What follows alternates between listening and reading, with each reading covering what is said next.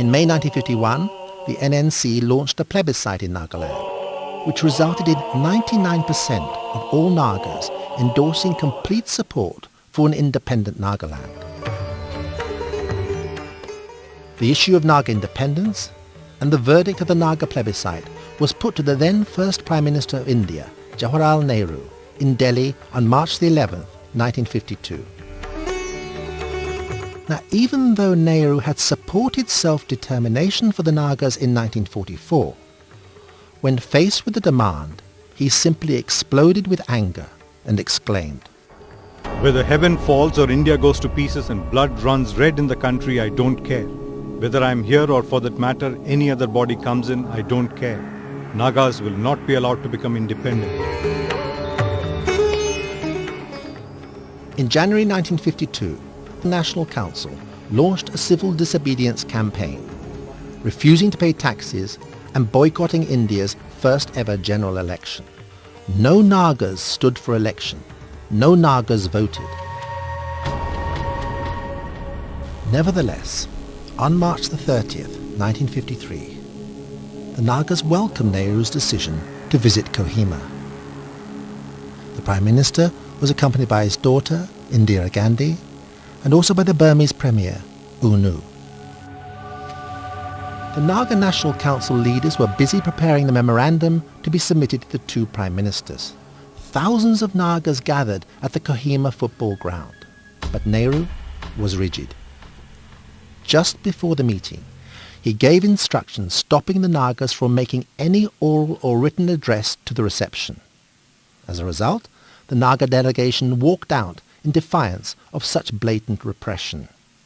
Nehru and U Nu were left, almost alone, to address just a handful of government servants.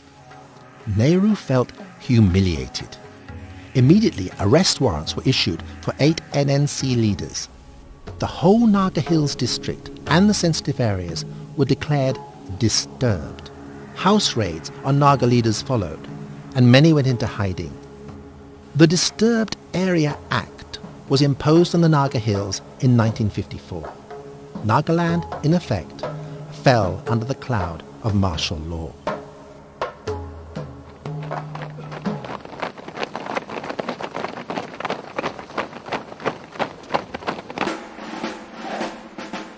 Realizing the danger of armed repression, on August the 10th, 1954, Fizo entered into agreement with the leaders of Free Nagas and formed the Naga Country Guard to oppose the Indian armed forces.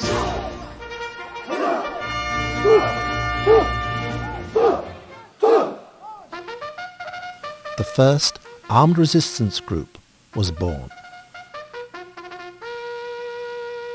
By 1955, the Indian Army, or the Jawan, moved into Tuensang.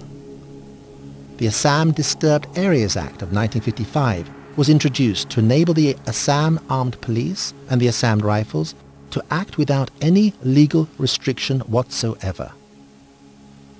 A reign of terror broke out, and the open war commenced, a war that has brought heavy casualties and loss of life to both sides for many years.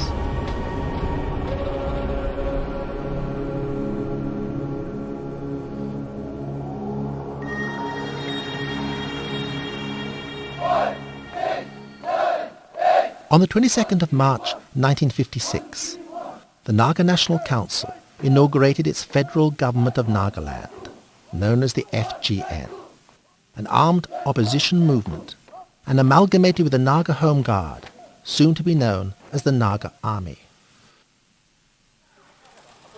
In 1956, the fighting intensified between the Indian security forces and the Naga resistance. Churches were burned, villages razed, aircraft were used to bomb and harass the Nagas. Women were raped, and they continue to be molested. Even places of worship were not spared from the violations.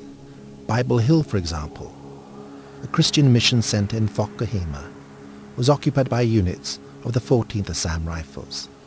They burnt the Reverend Palesto Chase, the head of the centre, to death.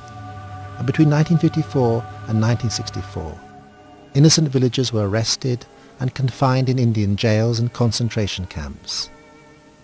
Many died, others were simply mutilated.